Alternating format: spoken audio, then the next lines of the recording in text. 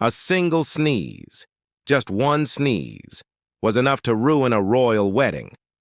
In an instant. In the 18th century, an Austrian prince was about to marry the daughter of a noble family. Everything was ready. The guests were seated. Music was playing.